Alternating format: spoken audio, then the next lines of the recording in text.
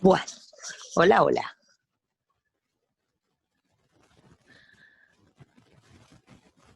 Hola, ¿me escuchan?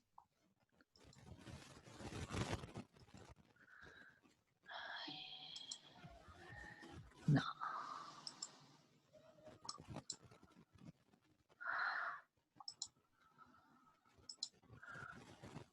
Acá.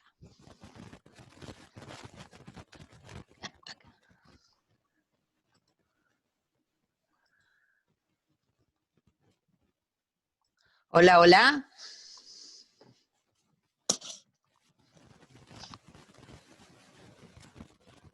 Franco, ¿escuchás?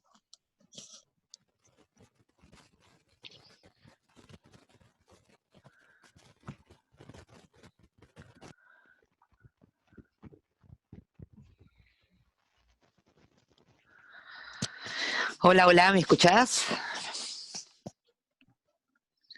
Hola. Ah, bien. ¿Se escucha bien?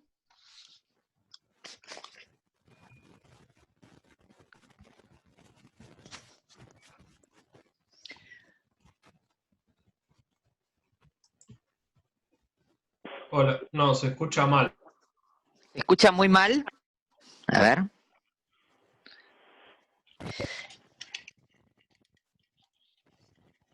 Aguanten un segundito. Hola, hola. Hola, Hola, Patri. ¿cómo estás? Bien, bien. ¿Vos me escuchás bien? Sí, te escucho bien. Ok. ¿El resto?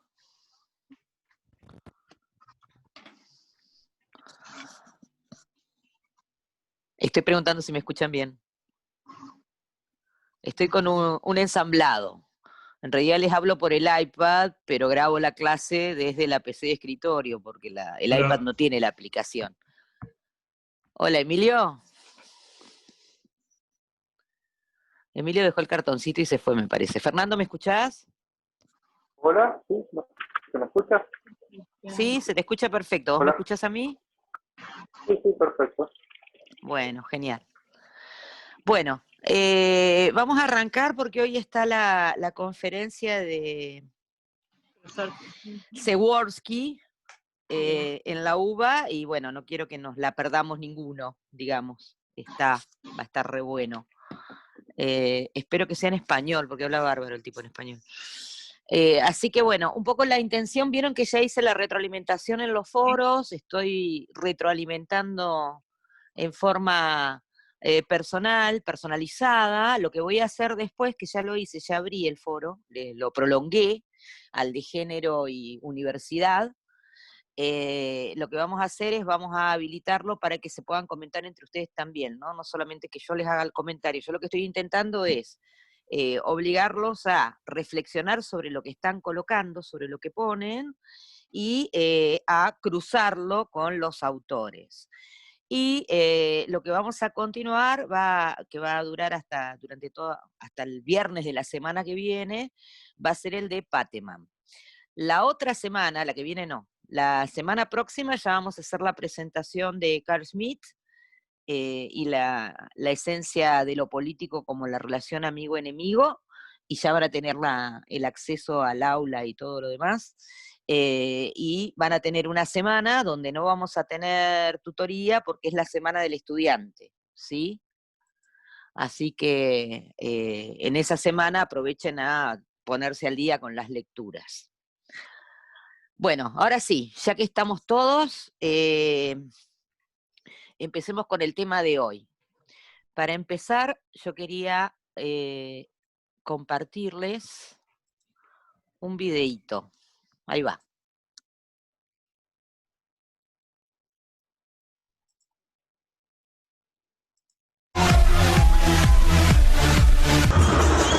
Eres bella, mi princesa. Simplificador el comentario.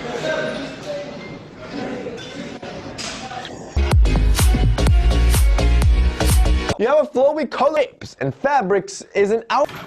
No, man, no tiene nada de fuerza. Así que bueno, por fin les voy a presentar a mi novia. Decidí hacer un video con ella para que la conozcan un poco mejor. Ella es Amira Cheriak, mi novia.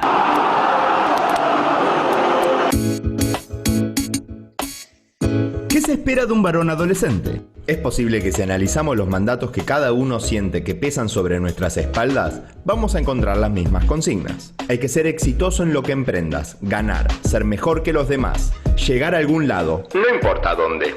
Hay que ser ambicioso, vamos por todo.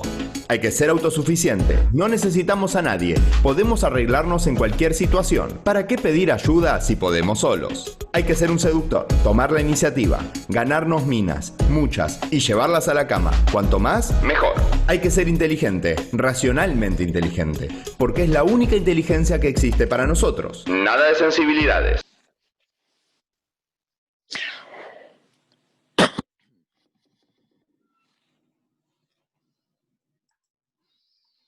Hay que ser arriesgado, tener huevos, jugársela, nada de cobardes en nuestro equipo y fuertes físicamente. Nos saludamos con piñas, nos empujamos, que duela y a no quejarse. Así nos transmitimos afecto.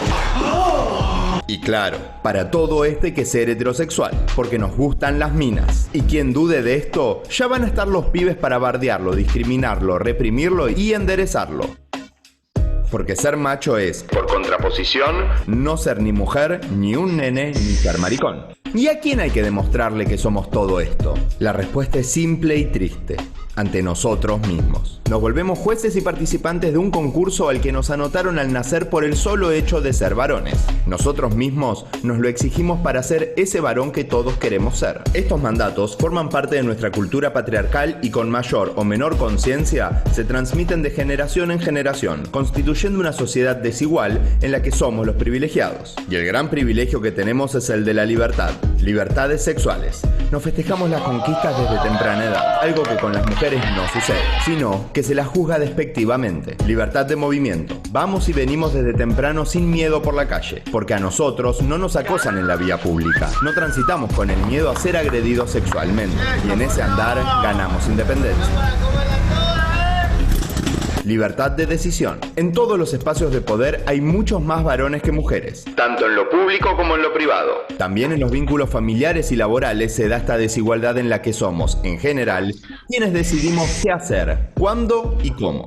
Estos son algunos de los privilegios que nos vuelve el centro de toda experiencia humana y hace que sea más deseable y ventajoso ser varón. El premio debería ser igual para los dos. Y en ese poder asumimos que podemos disponer del tiempo y muchas veces de los cuerpos de las mujeres, y sostenemos la creencia de que tenemos más derechos.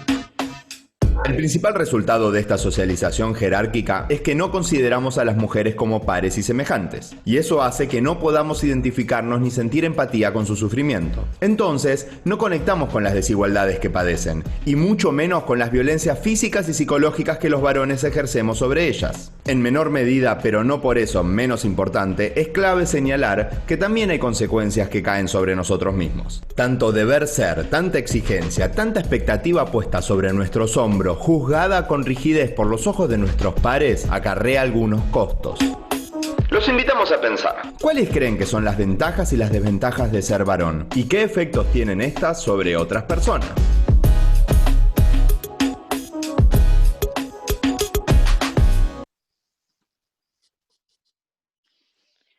Ok. Bien. El videíto era un poco para situarlos y ponerlos a pensar en estas relaciones que a partir de una jerarquía de división de poder ubican al hombre en una situación de privilegio, al hombre en tanto ser individual. No sé si tuvieron la oportunidad de leer el capítulo 2 del texto de Azpiazu, de Joaquín Azpiazu. Hoy, anoche, buscando encontré el libro completo, así que bueno, aproveché y lo pasé porque es de una editorial que acostumbra a compartir libremente sus publicaciones, así que ahí lo subí a la nube también. Pero básicamente, ¿de qué hablamos cuando hablamos de masculinidades, de nuevas masculinidades? A ver, los escucho. Por una serie de ideas falsas sobre lo que nosotras podemos hacer, sobre lo que no podemos hacer. Esperen un cachito. ¿Qué le pasa a esto? Se acaba. Bien, los escucho. ¿Cómo definirían masculinidades? Hola. Hola. Yo creo que hablar de masculinidades en plural es romper con la masculinidad preestablecida, estereotipada, como muestra el video, y concebir nuevas formas, y que hay diferentes formas de masculinidades. Por ejemplo. Y que pueden ser al mismo tiempo una emancipación para el mismo hombre también, romper con esos mandatos. Bien. ¿Algún ejemplo concreto de una masculinidad alternativa a la masculinidad hegemónica? Este es el concepto, ¿no?, que se suele utilizar. La masculinidad hegemónica era la que estaba descrita en los estereotipos que circularon por el video, tal cual. ¿Y algún ejemplo de masculinidad alternativa que se les ocurra? Y ser un hombre sensible, por ejemplo. Un travesti, un gay, un trans. Son todas masculinidades alternativas, pero las tenemos tan negadas que ni siquiera las consideramos masculinidades, ¿no? En realidad la lista puede ser mucho más todavía. LGBT más, ¿no? Es el concepto que va a usar Hawking Aspiazu en el texto. A ver, los varones, los varoncitos, ¿qué opinan? Sí, yo pensaba, ¿se escucha? Sí, Emilio, perfecto. Me tuve que conectar el celular porque no me podía conectar. No, que cuando leía el texto en base a esta masculinidad hegemónica, que es como que yo desde muy chico me sentía como medio contrariado con eso y presionado, porque es lo que se ve y se sigue viendo. Y sí. No, o sea, y siento como que puede haber otra masculinidad que no sea, o quizás no es masculinidad, sino que sería otra cosa, no sé. Para los que no están dentro de ese grupo, ponele, que son heterosexuales y no están dentro del grupo LGBT. No me acuerdo todas las letras. Lesbiana, gay, transexual y bisexual. Esa fue la primera clasificación de géneros diversos que se reconoció a partir de las luchas, y a partir de ahí empezaron a sumarse más siglas, porque de hecho hay muchas más masculinidades y feminidades, si se quiere llamar de alguna manera, en la diversidad de géneros que en realidad existen, ¿sí? El tema es que, mal que nos pese, y esto lo trata él en el libro, más allá de que se han armado grupos, se han intentado desarrollar políticas que promuevan otro tipo de construcción de las masculinidades, lo real y lo concreto es que parecen quedarse en una mera cuestión identitaria que no termina cuestionando para poder modificar las cuestiones de género, ¿no? Qué rico, casero.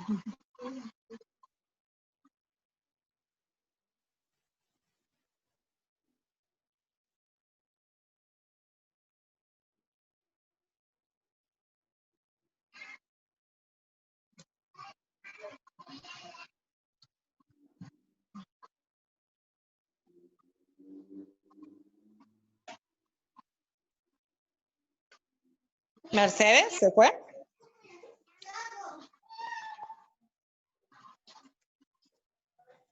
No, está ahí, pero no se escucha. Ahora sí, perdón. El micrófono apagado. Sí, porque me apagué a mí misma. Ahora sí. Decía que lo que el autor plantea en el texto es su propia, a partir de su propia autorreferencia y de su experiencia vivida, como homosexual, hasta qué punto siempre se sintió incómodo con esta construcción hegemónica de masculinidad, ¿no? Y cómo desde chico, ya desde adolescente, tuvo esta inquietud. En realidad lo que él plantea básicamente es que en general cuando se inicia toda la producción esta para revisar las masculinidades, el planteo es centrado básicamente en los textos producidos por las teóricas críticas feministas, ¿no? Y esto un poco era lo que alimentaba esas primeras producciones, y que con el transcurso del tiempo las producciones empezaron a referenciarse unas a otras, y terminó la masculinidad autorreferenciándose. Por eso una de las preguntas que él hace es, ¿se puede pensar la masculinidad desde la masculinidad? O sea, es una cuestión que, se debe pensar desde el hombre y entre hombres, y sin tener en cuenta a los demás géneros. Y él termina diciendo, no, en realidad ellos necesitan para ese debate, para poder enriquecerlo y que realmente sea crítico, también contemplar la diversidad de géneros que existen y con los que se coexiste, porque en última instancia, esta matriz de género, esta matriz de poder, en la sociedad patriarcal, si bien se referencia en esa masculinidad hegemónica, es una relación de poder, por lo tanto es relacional, digamos, ¿no? Y es así que la distribución del poder en la sociedad sigue siendo patriarcal, y lo vemos más que nada en el ámbito que nos toca a nosotros analizar, que es el mundo de la política, ¿no? El mundo de la política está lleno de hombres, siguen siendo mayoría y siguen imponiendo sus miradas, y en general muchas de las mujeres también son patriarcales, ¿no? Se colocan en la posición que el hombre les da y quedan subyugadas a esa posición. Entonces, para poder realmente hacer un replanteo sobre las masculinidades, dice él, no solamente hay que trabajar la cuestión de las identidades, que está bastante trabajada, y es cierto, esto lo muestran las investigaciones, ¿no? Uno ve cómo va cambiando la relación, sobre todo en el entorno familiar, intrafamiliar. Hay una especie de democratización de las familias en donde se empieza a cuestionar esta matriz que le daba todo el poder al varón. Sin embargo, los femicidios siguen ocurriendo y son cada vez más, digamos. Entonces, si esto realmente hubiera logrado una transformación, se hubiera replicado en las relaciones de poder, esto no debería estar ocurriendo, y sin embargo ocurre, ¿no? Entonces lo que plantea Hawking es que empiece a incorporarse y nutrirse por las reflexiones y los debates que dan hacia el interior, no solamente el feminismo, también el movimiento queer, todos los movimientos, todas las diversidades, todos esos debates deben nutrir el propio debate de la masculinidad. Y como decía Emilio, en realidad no sé si se trata de refundar una masculinidad nueva. Hay autores que prefieren no hablar de nuevas masculinidades, la masculinidad es la misma, digamos, ¿no? Entonces, en realidad sería tratar de plantear otras preguntas y de correrse de ese lugar donde el proceso de socialización te sitúa si te quedás dentro de los parámetros de la masculinidad hegemónica. Lo que ha ido ocurriendo, sobre todo en la última década, a partir de los avances de los movimientos feministas y de su recepción de parte de todas estas teorías de la academia y del Estado a partir de políticas públicas específicas, es que se ha empezado a replantear un montón de cuestiones, como por ejemplo la cuestión de la responsabilidad parental, ¿no? Esto es, cuál es el rol que debe cumplir el padre en el seno de la familia, ¿no? Esto es el que tiene que poner orden, como era cuando me criaron a mí, o tiene que ser otro, en realidad.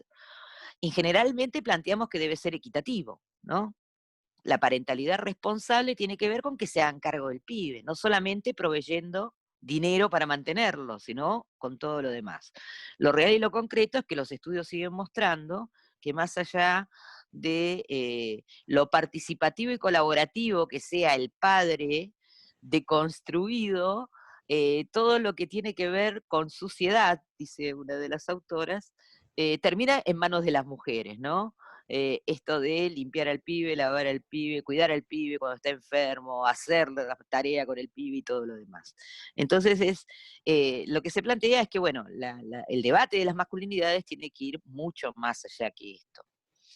Los escucho. Sí, ¿Qué piensan al respecto?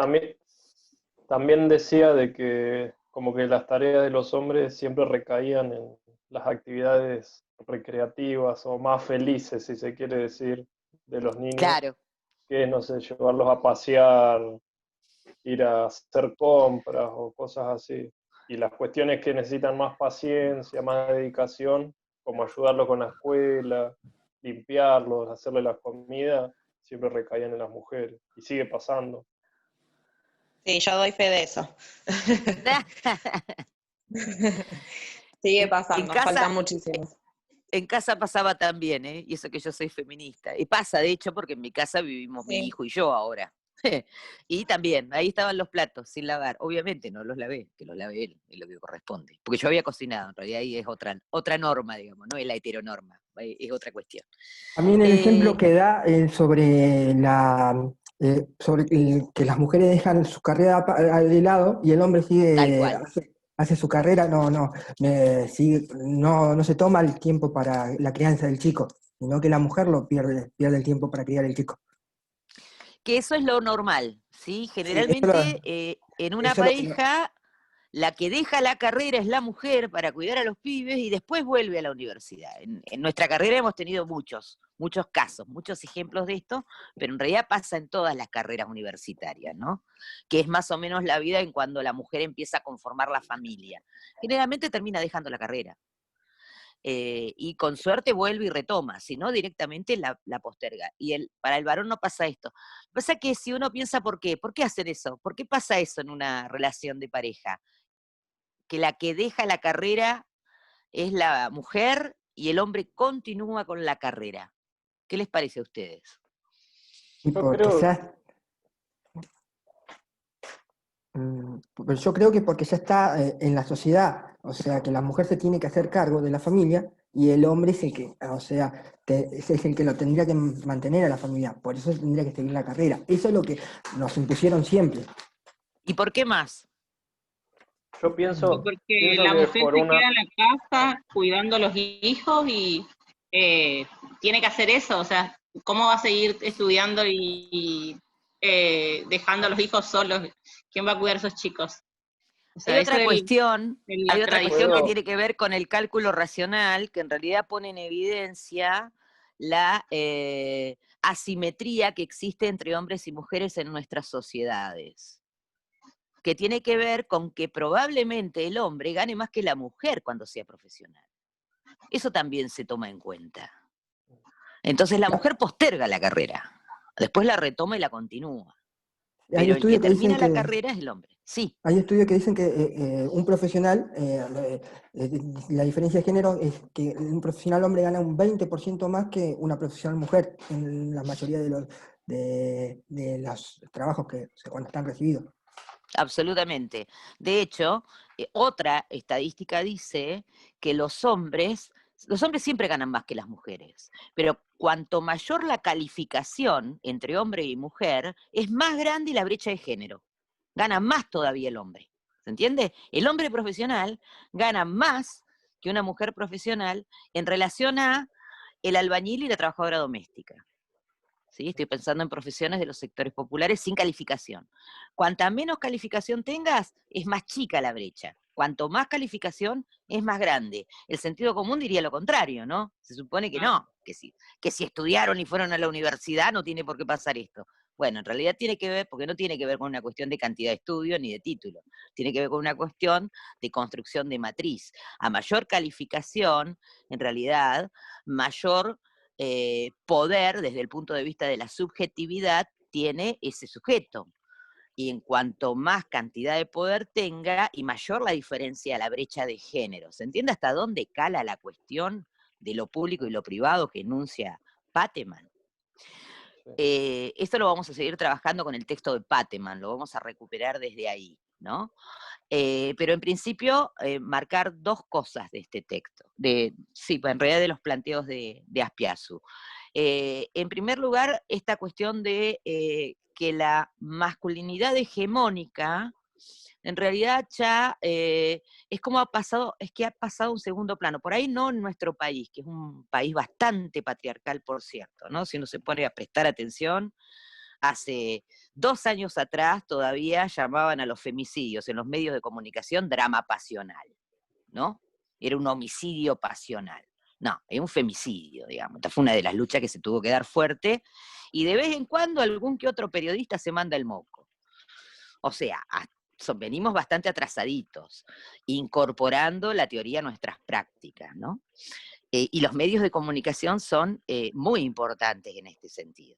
Pero bueno, más allá de esto, en general, hoy es bastante difícil encontrar machirulos, sobre todo en los pibes jóvenes. Los pibes jóvenes es todavía más complicado, porque piensan que han reelaborado su masculinidad, se dicen aliados de las luchas feministas, pero en realidad, en concreto, lo único que han hecho es cambiar la forma para continuar preservando los mismos privilegios de siempre.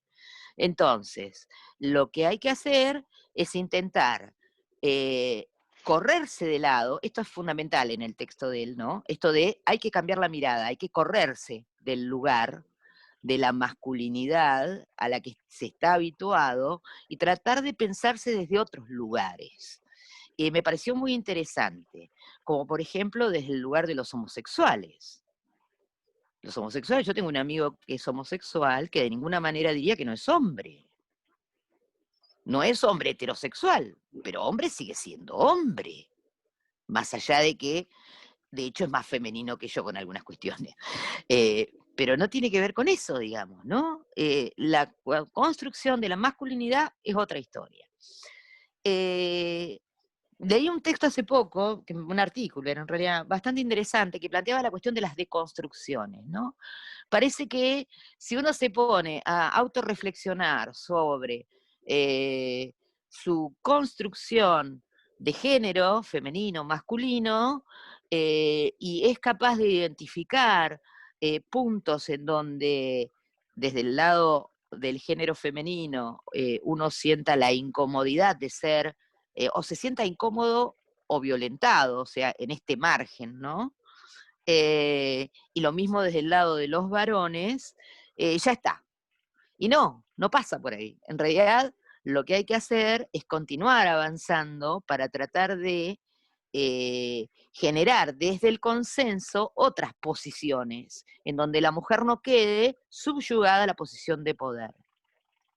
El texto es interesante, aparte es muy autorreferencial, eso me gusta, pero Azpiazu es un sociólogo que tiene además una maestría en género en la Universidad del País Vasco, digamos, ¿no? Y se ha especializado en la cuestión de las masculinidades y trabaja siempre con referentes del feminismo, ¿no? Un poco este libro es el resultado de largos debates con sus compañeras feministas, eso es una de las cosas que plantea. Es un libro bastante fácil de leer. Yo lo que voy a procurar en los foros es tratar de ponerlos a pensar, ¿no? Y de analizar, a ver, que ustedes sean capaces de identificar en su propio discurso algunas cuestiones que por ahí se pueden explorar y profundizar un poco más en relación a la masculinidad. Yo sigo insistiendo que la cuestión de las masculinidades es una cuestión de los varones. Yo no les puedo decir a ustedes qué tipo de masculinidad deberían construir. Es una cuestión que tiene que ver en realidad con un debate de posiciones de poder. Lo que les quería mostrar es esto, miren. La Universidad Nacional de Córdoba, por ejemplo, en el año 2017, crea un espacio de masculinidades. El objetivo es promover el acompañamiento de aquellos varones que se encuentren involucrados en alguna situación de violencia de género en el ámbito de la universidad. Bueno, después tiene objetivos específicos, una encuesta, contactos. Me pareció interesante. Después, si quieren, pueden entrar y chusmear de qué Sí, se trata. Sí. No, que está Sí, Emilia. bueno eso, porque los que no se sienten identificados con esa masculinidad hegemónica o ese culto al macho, es como difícil también, como que te sentís muy presionado, para tratar de encajar ahí. Pero por otro Sapo de otro lado, pozo. claro, pero por otro lado igual seguís teniendo cierta ventaja, por más de no sentirte de ahí, el hecho de ser hombre, porque no terminás siendo discriminado como podría ser una mujer. Como que podés ir encajando, por más que pienses diferente a esos hombres, el hecho ya de ser hombre es lamentable, ¿no? Pero es como que te da esa posibilidad de poder seguir compartiendo con eso, esa masculinidad hegemónica, ¿no? No sé si se Exacto. entiende. En realidad lo que pasa es que vos no cuestionás tu lugar de poder. Seguís disfrutando de tus privilegios, dice el autor, ¿no? Uno puede sentarse en un grupo y debatir con otros hombres sobre masculinidades y formas alternativas, pero mientras tanto, los hombres siguen disfrutando del privilegio. Esas son más o menos sus palabras. Sí. ¿Qué más? ¿Qué otras ideas se les ocurren? Franco, ¿vos qué opinás? Hola, ¿me escuchan? Sí, perfecto. Ah, bien. Pensé que no andaba el micrófono. Sí, comparto la idea de lo que están opinando mis compañeros. Y bueno, esto yo creo que viene muy arraigado a la sociedad. O sea, a de lo que fue el tiempo en que, a medida que va pasando el tiempo, es como que, bueno, en estos últimos tiempos se va logrando cierto, ¿cómo se llama? Avance. Cierto avance, pero la Claro. sociedad antigua es como que ni se tocaba este tema, a eso me refiero. No, ni hablar, olvídate. Mi mamá todavía lo trata de usted a su padre y sería incapaz de contradecirlo en algo, por ejemplo. Mi abuelo tiene 93 años, mi vieja Y bueno, 75. este último tiempo, bueno, por ejemplo, en Argentina con esto de que se logró la ley donde se fue del matrimonio igualitario, es como que eso fue como cambiando el pensamiento de la sociedad y de la misma familia en aceptar eso. Que creo que es un avance muy importante como sociedad y como familia ir, porque antes como que nos aceptaba, era el machista, el machismo, la mujer era el que criaba a los hijos, trabajaba en la casa y como que se tenía el pensamiento que el hombre era el que tenía que salir a buscar el sustento y la mujer en la casa y mucho menos de capacitarse. Y yo pienso que estos últimos tiempos eso se fueron logrando y se está avanzando, no del todo, pero bueno, pienso que tanto en la parte de la administración pública, la política, de a poco se va introduciendo que la mujer también es capaz de realizar otra actividad que no sea solo la casa. Sí, sí, sí. Bueno, de hecho, las brechas siguen existiendo y a partir de las tecnologías aparece una nueva brecha entre hombres y mujeres, que es la brecha digital, digamos, ¿no? Las mujeres tenemos menos posibilidades de acceso y de hecho tenemos menos posibilidades a las carreras que tienen que ver con la informática, con la programación, carreras que sabemos que a futuro van a ser de las carreras más remuneradas y más necesarias. Bueno, el mapa de la matrícula en las carreras vinculadas a la informática es equivalente a la de las ingenierías, ¿no? En general son una abrumadora mayoría de varones. ¿Por qué? Porque tienen bastante que ver con la cuestión del estudio de las matemáticas. y en realidad la heteronorma que dice, y no, que las mujeres no servimos para pensar, para hacer cálculo, para eso están los varones, ¿sí? Nosotros servimos para otras cosas. A mí me decía mi vieja, ¿cómo vas a estudiar ingeniería? Después vas a tener que andar en las obras, con un montón de hombres. ¿Y cuál es el problema, digamos? ¿No? Uno no debería tener miedo por andar en una obra, como no debería tener miedo por tema, andar en una calle. Sí. Que esos lugares también, a medida que vayan cambiando, van a ser más permeables, pero ahí es donde está esa masculinidad hegemónica, es tremendo, es como re hostil para una mujer meterse en esa carrera, como que no es fácil, y yo no sé si una mujer está pensando ahí en estudiar ingeniería o otra carrera, y capaz que es una situación compleja meterse ahí, no sé. Hay una Secretaría de Naciones Unidas que ha generado un día, que es en abril, creo que es el tercer jueves de cada abril, mes de abril, en donde todo el mundo trabaja en una fuerte campaña de sensibilización, se llama Día Internacional de las Niñas en las TIC.